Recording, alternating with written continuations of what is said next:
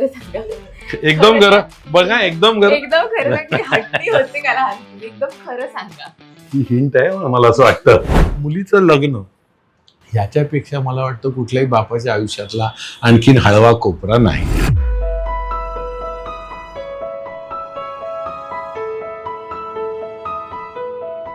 तुम्ही कायम सगळ्यात माझ्या बरोबर असता, कायम म्हणजे छोट्यातली छोटी, म्हणजे अगदी मला पिरियड झाले आणि माझं पोट दुखत असेल तरी मी बाबांना कॉल करून बाबाला त्रास होतो, माझं पोट दुखतंय. अगदी 10वीच्या परीक्षेपासून ऑडिशन देण्यापर्यंत, आजारी असली तर, सर्जरी असली तरी त्यांचं एक okay we are in it together मला इतकं सपोर्ट देतं. आणि म्हणजे वाक्य make sure that I never feel alone. तुम्ही जसे समरस होता त्या श्रावणी किंवा लीला, तसं मला नाही होत्या दोन्ही ह्याच्यामधली वल्लरी आणि वल्लरीच दिसते. ही तुला सांगतो, तुला जोडीदार कसा पाहिजे, तू सिरियल मध्ये काम करते का, हा चालेल, असं नाही चालणार आपल्याला. मला असं वाटत होतं की काही ऑडिशन देऊन होत नाहीये, मला मिळतच नाही, रोल रिजेक्ट होते मी. आणि एकदा बाबांना म्हटलं पण होतं की जाऊ दे, झेपत नाही, एकदा रडायला. हा लास्ट आहे, नाहीतर आता आपण बंद करूया. आय थिंक मी एका बाबांसाठी, म्हणजे मला वाटतं मला जर एखाद्या प्रोफेशनल नाटकात काम करायला मिळालं ना, तर मला वाटतं बाबांना it is a dream to see me वरती ना.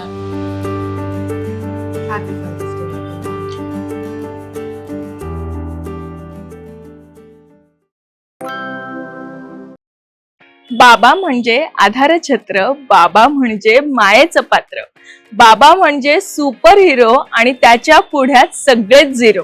हो, बाबा हा प्रत्येकाच्याच आयुष्यात एक स्पेशल व्यक्ती असतो आणि तशीच ही आजची मुलाखत देखील खास आहे.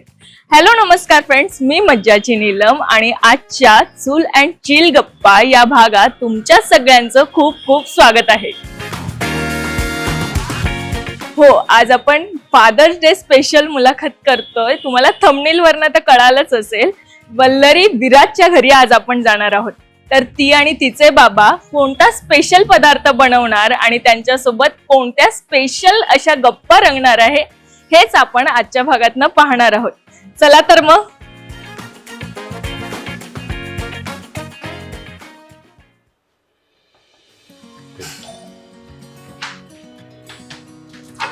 हॅलो, हाय. कशी आहे? मस्त. तू कशी आहेस? मी मस्त.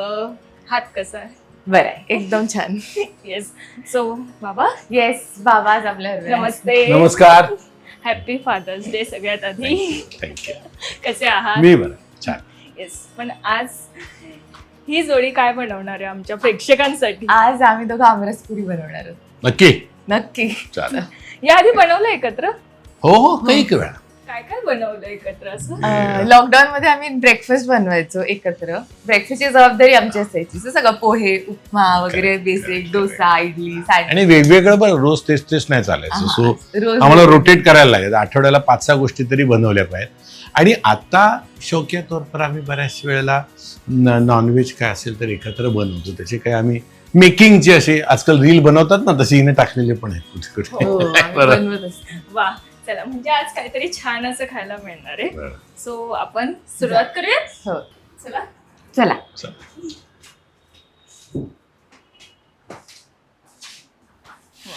पण या घरात आंबे किती आवडीचे आहेत?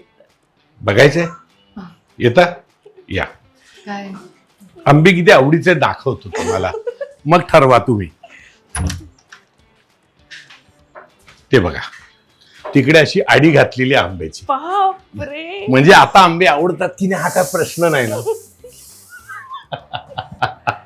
मला आता वल्लरीला विचारायचंय खरं तर. वल्लरी डाएट कसं मेंटेन करते? आंबे तर खाते मी, म्हणजे आंब्यांच्या सीझन मध्ये डाएट, म्हणजे मी साखर नाही खाते आता महिनाभर, कारण का मी महिनाभर आंबे खाणार आहे रोज. आज जस्ट दुपारी 2 आंबे खाल्ले. मी साखर बंद केली कारण मी आंबे खाणार आहे. सो बॅलन्स आउट होईल. वा, म्हणजे सगळं बॅलन्स करून हे सगळं डाएट वगैरे केलं जातं. करेक्ट. सो मग सुरुवात करूया. खरं तर कसं बनवणार आहे हे बनवता बनवता प्रेक्षकांना आपण तुम्ही बघूया. दाखवायचंय. आंबे आधी धुवून घेऊया, पाण्यात घालून ठेवूया थोडेसे आणि मऊ करूया, म्हणजे रस काढायला सोपं पडतं. मला सांगा, बाबांसाठी कधी वल्लरीने काय स्पेशल डिश बनवली? हो, बरेच वेळा बनवते. म्हणजे आता तिला सध्या शूटिंगमुळे फार कमी वेळा मिळतं, पण असेल तर ब्रेकफास्टच्या वेळेला आवडीने काही गोष्टी बनवते आणि रात्री डिनरला पण आवडीने गोष्टी बनवते, पण बहुतेक वेळा सगळ्या नॉनव्हेज बनवते. हे सांगतो तुम्हाला. हा म्हणजे पोहे उपमा शिरा नाही केला तरी वेगवेगळी सँडविच असतात, मग मशरूमचा काही प्रकार करते, चिकनची काही गोष्टी करते, पण चांगल्यापैकी म्हणजे मला तुमची खायला. आवडती डिश कोणती जी वल्लरीने बनवलेली तुम्हाला फार आवडते? मी सांगते हा करायची. Egg sandwich. हा खरं तर साधं सोपं आहे की नाही, पण ती ज्या प्रकारे एक सँडविच बनवते ना, ते आणि मी आलेल्या लोकांना सगळ्यांना सांगतो की ही स्टाईल वल्लरीची आहे म्हणून, आणि ते घरात हिट आहे आमच्या सँडविच. सो आता ती रेसिपी आपण वाटतं नेक्स्ट टाइम हा करेक्ट राईट. धुतलेत का डायरेक्ट जरा धुतलेत ठेवून का? मऊ केलेस तरी चालतील. ह्याच्यात टाकू हो का? हो हात घाल सगळे आणि मऊ कर जरा. तिकडे जाणे. हळूहळू थोड्या मऊ कर.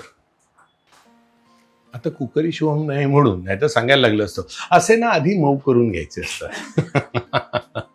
पण तरी सांग ना, हे असं मऊ करायचं, नाहीतर काय होईल ना, आपण काढल्यानंतर ना मोठे मोठे चंक त्याच्यामध्ये पडू शकतात, रस येणार नाही त्याचा. म्हणून थोडेसे, आणि काय हे हापूस आहेत ना त्यामुळे ते असे सॉफ्ट नसतात आपल्या रायवळ सारखे, त्यामुळे ते थोडेसे असे हे करायचे. हा आणि हे करायचं थोडस हे आधीच काढता का?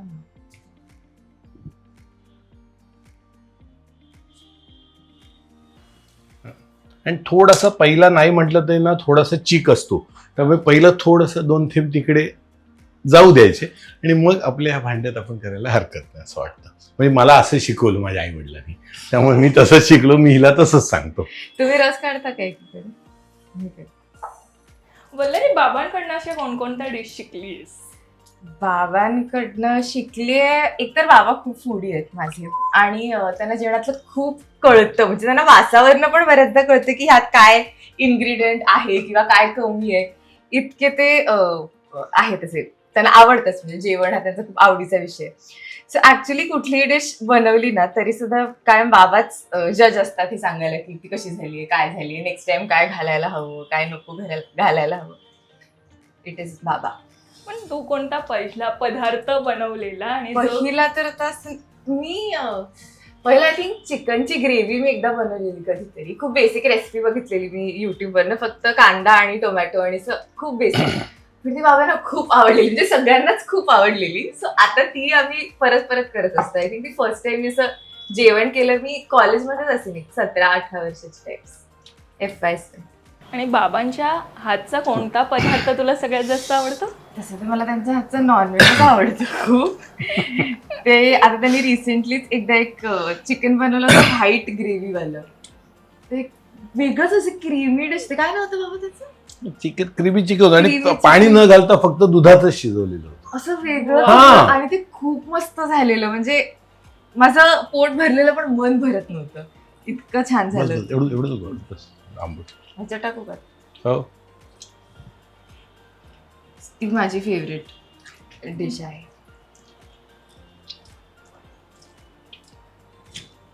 आणि बाबा कुठली तरी रेसिपी बघत असतील तर बाबा आधी रेसिपी म्हणजे बनवणार असतील तर ते आधी रेसिपी लिहून घेतात कागदावर, की ती कशी पाहिजे, काय पाहिजे, त्याच्यावर खूप विचार अभ्यास की किती अमाऊंट मध्ये काय पडायला पाहिजे, आणि मग फायनली ती डिश बनते. तू बोल. मग आज आमरसाचा अभ्यास कोणी आणि किती केला होता? मला वाटतं अभ्यासाच्या अभ्यासाची गरज नाहीये, त्यामुळे पेपर सोपा होता, हा पेपर सोपा आहे, त्यामुळे ह्याचा फार अभ्यास नाही करायला लागला. जरा सोपं आहे. ट्रू. पण पहिल्यांदा कधी असा बनवलेला आमरस एकत्र असा? नाही, आमरस पहिल्यांदाच बनवते आपण दोघं. मी केलेलाही खाते, आज माझ्याबरोबर करायला आहे. Wow. पहिल्यांदाच आम्ही आमरस एकत्र करतो. आमरस एकत्र करायची पहिल्यांदाच. पहिल्यांदाच आहे. पण कधी वल्लरी हट्टी होती आंब्यांना घेऊन की हे घेऊनच द्या मला असं? मग मी लहानपणी मग खरं सांगा, एकदम जरा बघा, एकदम जरा एकदम खरं सांगा, मी हट्टी होते का लहानपणी? एकदम खरं सांगा.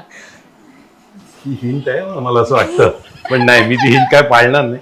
एक गोष्ट नक्की आहे, आता म्हणजे हट्टी नाही, अजिबातच नाही, अजिबातच नाही. म्हणजे जनरली हिच्या आईला तर असं वाटायचं की मुलांनी जरा हट्ट केला पाहिजे. हो. नाही, हट्ट- ती मला न्यायची खेळाच्या दुकानात आणि म्हणायची की तुला हवंय का, तुला हे घेऊ का, ते घेऊ का, आणि नको, मला नकोय, म्हणजे मला नाहीये काही गरज. असतं उलट होतं, आईला वाटायचं की मी खेळली घ्यावी लहानपणी किंवा हट्ट करावा.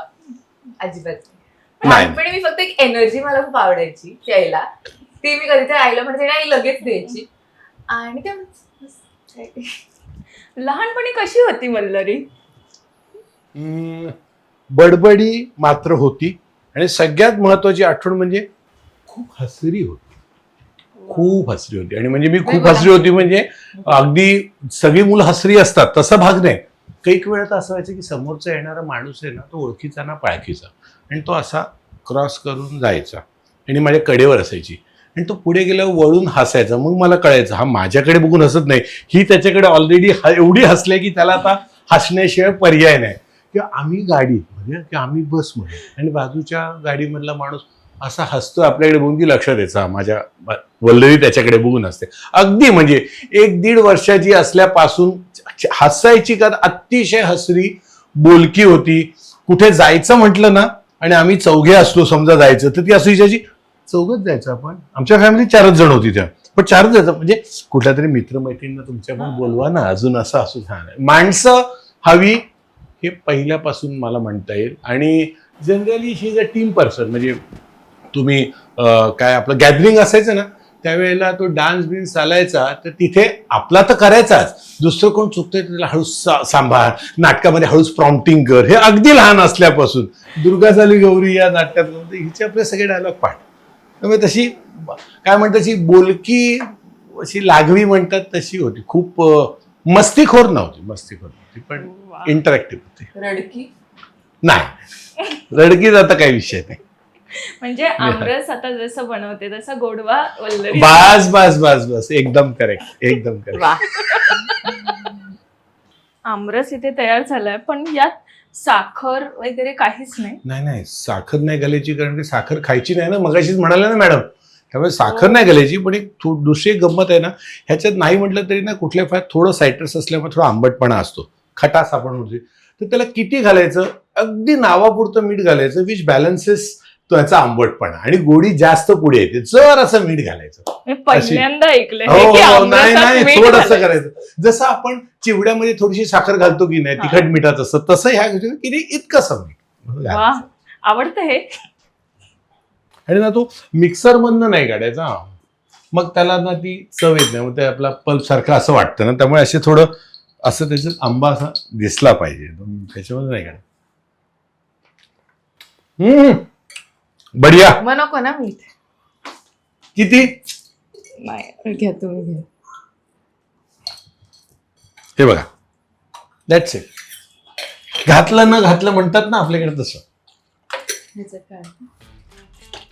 आता पुऱ्यांना सुरुवात झालीये.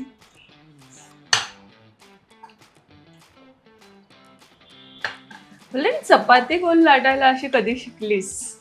लॉकडाऊन मध्ये. हा, लॉकडाऊन पण नाही खरं, त्याच्या आधी FYSL असताना चिखली आमच्याकडे एक ताई होती कामाला, ती पोळ्या करायची आणि तेव्हा मी तिच्या बरोबर जाऊन शेवटची पोळी लाटायची. हा, लास्टची ती द्यायची. हा, योगिनी ताई म्हणायची, तिच्याकडनं मी शिकले. पण खरं तर बाबांना विचारते की वल्लरीला छंद म्हणजे खूप आहे. आम्ही बघतो की वल्लरी पेंटिंग पण करते, वल्लरी आता उत्तम स्वयंपाकही करते. ऍक्टिंग बद्दल तर बोलायलाच नको, कारण ती खूप छान करते आणि तिचा तो एक फॅन बेसच आहे एक वेगळा. बरोबर. मला सांगा, हे सगळी आवड तिला कधीपासून होती हे तुम्हाला कळायला लागलं? हा प्रश्न मला वाटतं शाळेत अगदी प्रायमरी स्कूलमध्ये असताना हे कळलं असं म्हटलं तर बरोबर होईल. कारण काय, ती दुर्गा झाली गौरीसाठी आम्ही त्याला नाट्य शिबिरामध्ये घातलं. कुठलं होतं का ते माहीमला नाव त्याचं? आपण त्यांची संस्था होती आपल्या आविष्कार, दुर्गा झाली गौरी.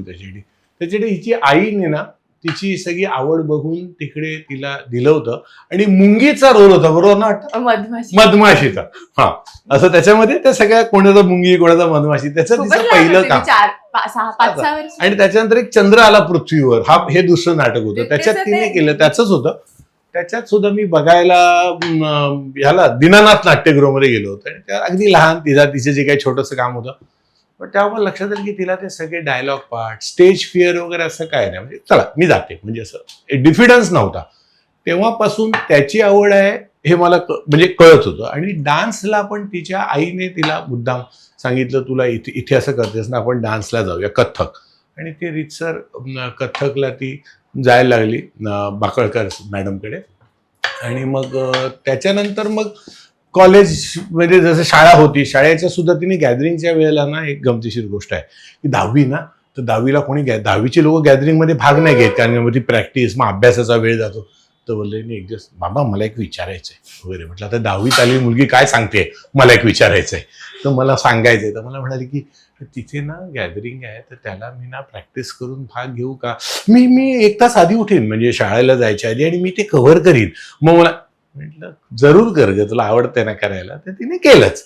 आणि म्हणजे त्याच्यानंतर ते गॅदरिंगमध्ये भाग घेतला. आणि कॉलेजमध्ये गेलं तर त्याच्यासाठीच तर डहाणूकर कॉलेज जॉईन केलं, की सगळं एकांकिका स्पर्धा आणि या सगळ्यात भाग घ्यायला लागले. त्याच्यानंतरचा तर प्रवास तसा चालू राहिला. एकांकिका करा, मग त्या कॉलेजच्या फंक्शनमध्ये परफॉर्म करा, मग त्यांच्या थिएटर मॅजिक आहे त्याची नाटकं करायची. मग ते देन इट वेंट ऑन. मग तुमची श्रावण क्वीन मुंबई आणि महाराष्ट्राची, मग ती त्या आम्हाला कळलं आता या वळणाचं पाणी इकडंच जाणार आहे. म्हणजे त्याच्यानंतर पण या सगळ्यात बाबांचा किती सपोर्ट होता वल्लरी तुला? सगळ्याच आई बाबांची सपोर्ट आहे. म्हणजे काय म्हणूया आपण, म्हणजे देर आर टाइम्स मला असं वाटत होतं की काही ऑडिशन देऊन होत नाहीये, मला मिळतच नाही, रोल रिजेक्ट होते मी. आणि एकदा बाबांना म्हटलं पण होतं की जाऊ दे, झेपत नाही, एकदा हा रडायला लास्ट आहे, नाहीतर आता आपण बंद करूया. करायचं असं मी काय बाबांना झालं त्याच्यानंतर मध्ये हे आलं ना, लॉकडाऊन झालं. त्यामुळे जो श्रावण क्वीन झाल्या जो ऍडव्हान्टेज मिळतो तो तिला मिळत नाही शकला, कारण का त्याच्यानंतर 2020 मध्ये लॉकडाऊन असला. So that was the time we lost in. मी म्हणते की ही लास्ट ऑडिशन नाही, म्हणजे खूपच हे होतं. तर बाबांनी मला सांगितलं की वल्लरी मला जे वाटेल ना की तुला जमत नाही तर मी सांगेन लास्ट ऑडिशन तुझी, तोपर्यंत तू कर, आपण बघूया. तर आणि मी ऑडिशन्स लिहून पण ठेवायचं डायरीत. आहे माझ्याकडे लिहिलंय. फेल्ड ऑडिशनची लिस्ट आहे. खरंच आहे. हो हो. आणि जेव्हा लीला बाबांसमोर आलेली तेव्हा तू असं असतं ना की लेक बाबांच्या चेहऱ्यावरचा तो आनंद बघते, तो बघून आधी तुला कसं वाटतं? ते प्रोमो शूटला झालेले आई बाबा नवरीमुळे हिटलरचे, तेव्हा कुठे नायगाव का कुठेतरी होतं ना बाबा, हो नायगावलाच होता तो स्टुडिओ. तर तेव्हाच ते दोघं मॉनिटरवर तो दहीहंडी फोडायचा माझा सिक्वेन्स होता. आणि तेव्हाच आई आणि बाबा इतके खुश झाले होते मला बघून. मी सगळं करताना मला क्लिअरली आठवते, ते मॉनिटर बघत होते दोघेही. बाबांनी तर एक छोटस रेकॉर्ड पण केलं होतं मॉनिटरचं ना. काय म्हणतात, व्हेरी क्लिअरली आय रिमेंबर की ते खूपच खुश होते. एवढी मेहनत घेतल्यानंतर आलं म्हटलं साहजिकच तिला बरं वाटणं, तसं आम्हालाही सगळ्यांना त्या गोष्टीचं बरं वाटलंच. घालू अगदीच. आता तेल तापलंय.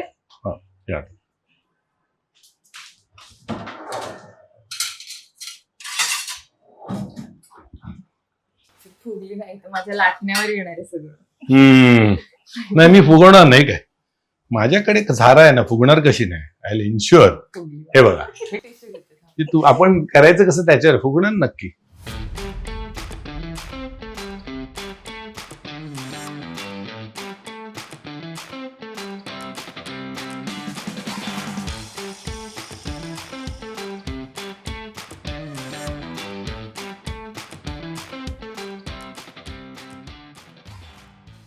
आणि तसं बघायला गेलं तर आमच्या घरात सगळ्यात कमी डब्यात काय द्यायचं किंवा एकंदरीत जेवणाची खटखट कोणाची कमी आहे तर ती मी आहे.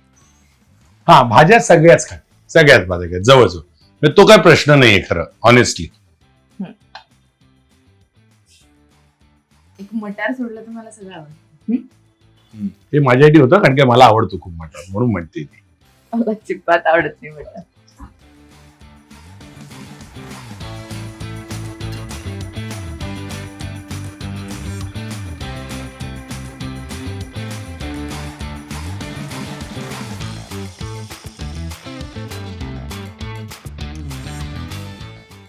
लहानपणी सगळ्यात काय आवडायचं तुम्हाला आठवत नाही? खाण्यातलं कोणी मला विचारलं की तुला काय आवडतं वल्लरी, तुम्ही काय मी सांगू सांगितलं? शकतो. काय बघा किती विचित्र आहे. दही आणि अनार म्हणजे तुमचं डाळिंब. लोक म्हणायची काय हेल्दी हॅबिट्स आहेत ना. खरं तेवढ्या हॅबिट्स नंतर नाही राहिल्या, आता ती परत हेल्दी हॅबिट्सवर आली. नाही तर काय आवडतं एवढी लहान मुलगी हे कोण सांगतं ना. भेळपुरी सांगेल, पिझ्झा सांगेल, असं सांगेल की नाही. मला चॉकलेटच आवडायचं नाही माहितीये का. मी बर्थडे केक पण माझा कधी चॉकलेटचा नसायचा, मला चॉकलेटच आवडायचं. नंतर मला खूप चॉकलेट आवडायला लागली.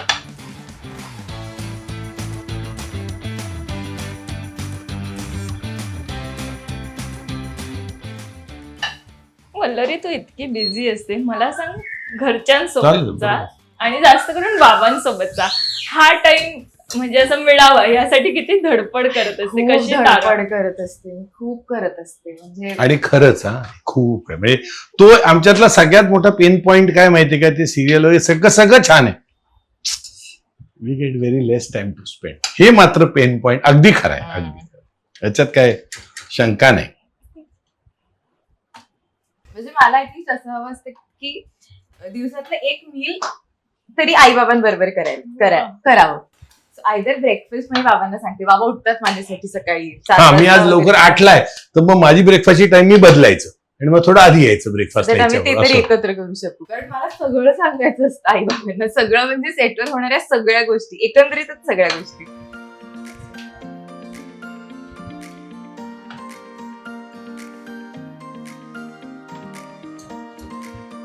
आणि शेवटच्या पुरीला बाबांनी गॅस बंद केलेला आहे, कारण तेल तापलेलं असतं, त्यामुळे ती बंद गॅसवर पण पुरी फुगली. फुगते. आमच्या ही माझ्या आईची शिकवण आहे, ह्याचे मात्र मार्क मला नाही, माझ्या आईला आहे.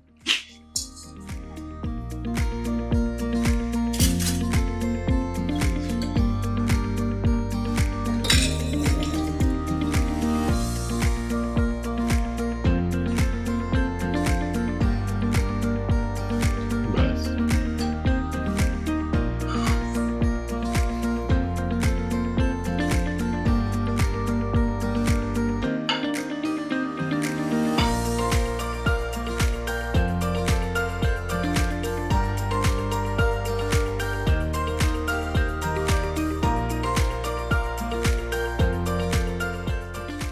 मी जास्त लावून दिला ना, आंबाईने बघ कमी दिला मला.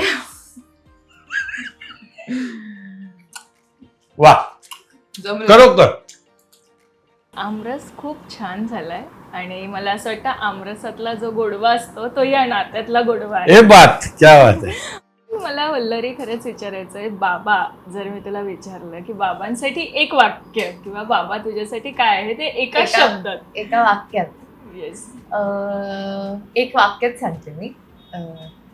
सो काय म्हणे आता, बाबा मला हे काय म्हणतात की we are in it together, आणि we are in it together हे वाक्य मला काय म्हणू खूप महत्वाचं आहे माझ्यासाठी. आणि काही प्रॉब्लेम आला, काही मी नवीन करायचं म्हटलं किंवा काही जमत नसलं, अगदी 10वीच्या परीक्षेपासून ऑडिशन देण्यापर्यंत, आजारी असले तर, सर्जरी असली तरी, त्यांचं एक वाक्य we are in it together मला इतकं सपोर्ट देतं. आणि म्हणजे द वाक्य make sure that I never feel alone किंवा नेव्हर फील लोनली. मला काय वाटतं की ते आहे. आत्ताच तिची सर्जरी झाली आणि हा. जेव्हा कळालं की तिला लागलंय वगैरे, हा. बाबांसाठी मुलगी म्हणजे फार एक असा हळवा corner असतो. हो, हे तर अगदी जेव्हा खरंच आहे. समजलं आणि तेव्हा बाबांना फोन करून सांगितलेलंस. हो, तिकडे तिकडनं कोल्हापूरवरून ना. कोल्हापूर. मग त्यानंतर काय काय झालं होतं म्हणजे पहिले म्हणजे तिथे जेव्हा सांगितलं असं झालंय ना, तेव्हा असा ऍक्सिडेंट झाला. म्हणजे मला ऍक्सिडेंट म्हणजे मला नाही, म्हणजे असं झालंय आणि माझा हात असा आणि पूर्वी एकदा अशी एक आम्हाला थोडंसं पूर्वी काहीतरी झालं होतं, सो वी नो. पण मला काय वाटलं का नॉर्मल डिस्लोकेट झाला माझा होतो. आणि मला नेहमी असं वाटतं हे पितृदोष तिच्यामध्ये आलेला आहे. माझा पण डावात कधी कधी असं स्विमिंग करताना डिस्लोकेट, पण माझा किती 3 सेकंदासाठी आणि तो नंतर होतो. मला असं वाटतं की त्याचं झालं की काय, तर ते त्याला झालं. आणि मला असं वाटलं की अरे बापरे, आता हे पहिल्यांदा तिकडे गेलेली आहे, लोक नवीन होती, युनिट सेट नव्हतं, सगळंच नवीन. आणि असं वाटलं की अरे आता तिथे, आणि नाही म्हटलं तरी मुंबईमध्ये कसं आपण आपलं राज्य असं वाटतं ना, कोल्हापूर म्हणजे एवढं सगळं होणार.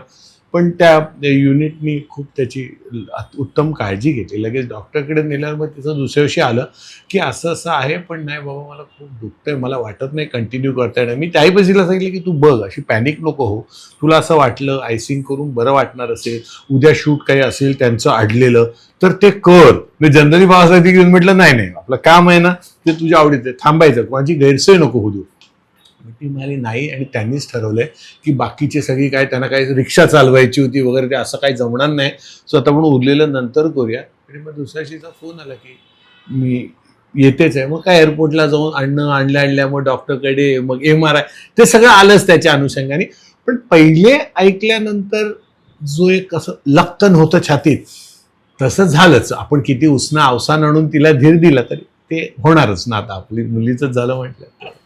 पण आताच बाबा म्हणाले की मला असं वाटतं, आताच ते जसं तुला म्हणाले की तुझं काही गैरसोय तिकडे होऊ देऊ नको आणि शूट कर आणि मग तर हे मोटिवेशन वल्लरी किती असतं बाबांकडनं की तू हे करू शकतेस, तू हे कर आणि अशाही परिस्थितीत तू सगळं काही करू शकते. हो, आय थिंक बाबा पण आय थिंक हे बाबांचाच स्वभाव आहे की बाबा त्यांचं काम किंवा त्यांचं काही म्हणजे काम ह्याला खूप व्हॅल्यू करतात, खूप रिस्पेक्ट करतात त्यांच्या कामाला. आणि तेच ते काय मला पण सांगतात की आपलं काम असेल तर काम पहिले, मग बाकीचं सगळं. आणि मला वाटतं तोच गुण माझ्या बाबांकडनंच आलाय की कामाला कायम प्राधान्य द्यायचं, बाकी सगळ्या गोष्टी होत राहतील.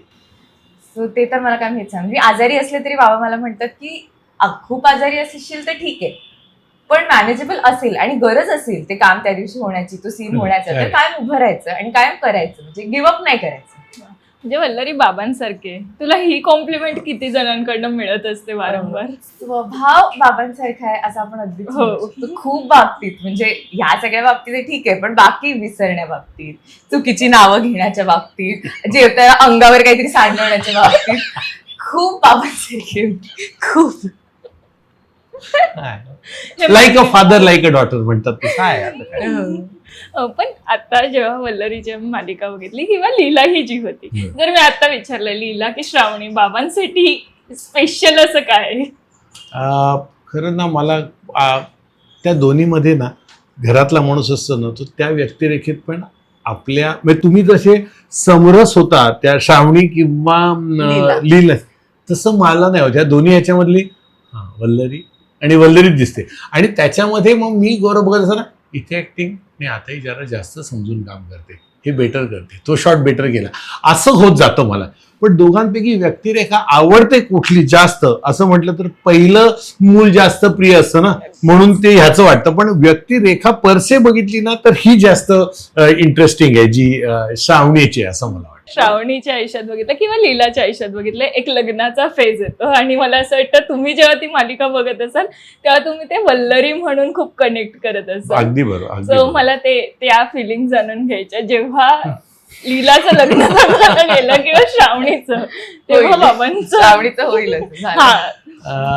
त्यावेळेला काय झालं, लीलाचं लग्नात तुमच्या तरुण पिढीच्या भाषेत सांगायचं तर सगळा राडाच झाला ना, आणि असं ते चुकूनच लग्न झालं, त्यामुळे त्याला असं मला एवढं नाही होतं. पण मुलीचं लग्न ह्याच्यापेक्षा मला वाटतं कुठल्याही बापाच्या आयुष्यातला आणखीन हळवा कोपरा नाही आहे. त्यामुळे आमच्याकडे तर अशी सारखी चेष्टा केली जाते की एक तयार होण्यासाठी वधूची रूम असते, एक वराची, तशी एक बाबांना ना असं एकदा इमोशनल झाले तर त्यांच्यासाठी एक वेगळी रूम घेऊन ठेवायची, म्हणजे प्रेक्षक म्हणजे आलेल्या आपल्या पाहुण्यांसमोर शोभा नको म्हणून. लग्नाचा विषय निघतो वल्लरी घरी. हो, व्यवस्थित निघतो. मग काय विचार आहे? काय काहीच विचार नाहीये. जर कुणीतरी काय म्हणूया भेटला असा कुणीतरी होईल करायचं. कधीतरी लग्न. आता जर मी बाबांना विचारलं तुम्ही वल्लरीसाठी कसा मुलगा बघणार आहात? खरंच ना हा तसा प्रश्न फार गंभीरपणाने मी घेतो. कारण काय होतं की मला असं नेहमी वाटतं की आपण आपलं जे काम करतो ते आपल्याला फार छान वाटतं, ते खरंच आहे. पण आपण जेव्हा एका दुसऱ्या कुटुंबाचा भाग होतो किंवा दुसऱ्या आपल्या आयुष्यात जोडीदार आल्यानंतर त्याला आपलं जे कामाचं स्वरूप आहे जसं असणार आहे ते त्याच्याबरोबर पटेल, त्याला हे काम आवडेल, त्याला ह्याचा अभिमान वाटेल असं वाटणारं पाहिजे. म्हणजे मी हितला सांगतो तुला जोडीदार कसा पाहिजे, तू सिरियलमध्ये काम करते का, हां चालेल, असं नाही चालणार आपल्याला. अरे वा तू ऍक्टिंग फॉलो करते, ऍक्टिंगचं करिअर आहे, असं ज्याला वाटेल ना तो आपल्यासाठी फार महत्वाचं आहे. कारण की करिअर आता पूर्वी कसं आहे पुरुषांचंच आणि बायकांचं असं राहिलेलं नाही.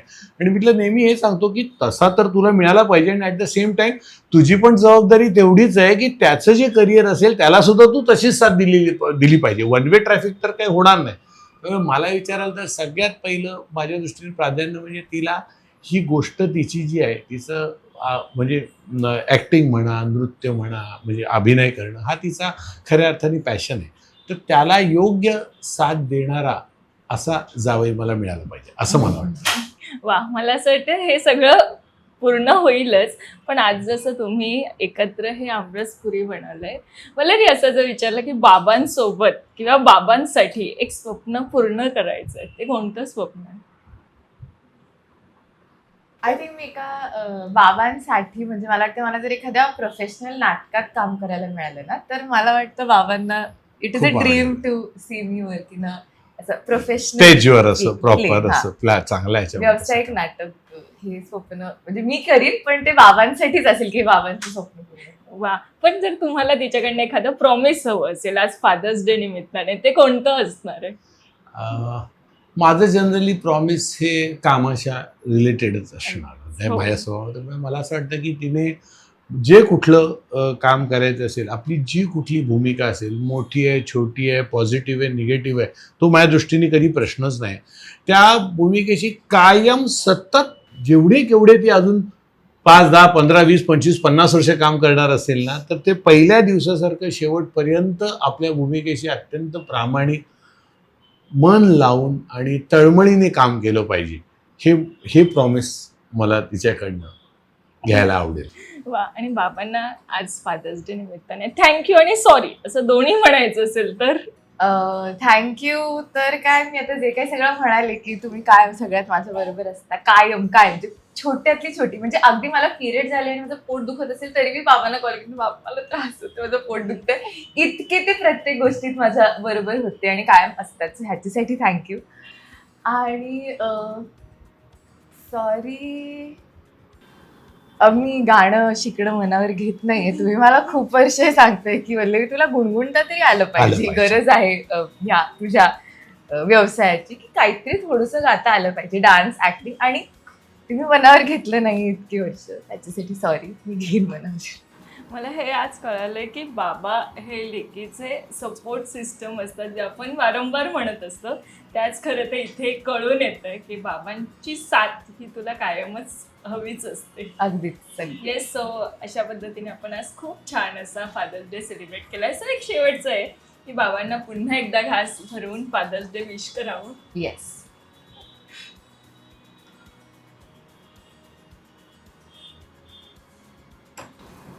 हॅपी फादर्स डे बाबा. Thank you so much. खरं Thank तुम्ही you. खूप वेळ दिला दादा मला नाही, इट्स प्लेजर, इट्स आणि प्लेजर. खूप छान वाटलं तुमच्याशी गप्पा मारून. आणि मी बाबांना पहिल्यांदाच भेटली आणि अजिबात असं कुठेच वाटलं नाही की मी पहिल्यांदाच बाबांना भेटली तुझ्या. So thank you so much. Thank you. Thank you. Marathi मनोरंजन सृष्टीमधील मालिका, चित्रपट, नाटक तसेच कलाकारांबद्दलच्या नवीन अपडेट्स जाणून घेण्यासाठी नक्की सबस्क्राईब करा इट्स मज्जा मराठी या आपल्या नवीन यूट्यूब चॅनलला.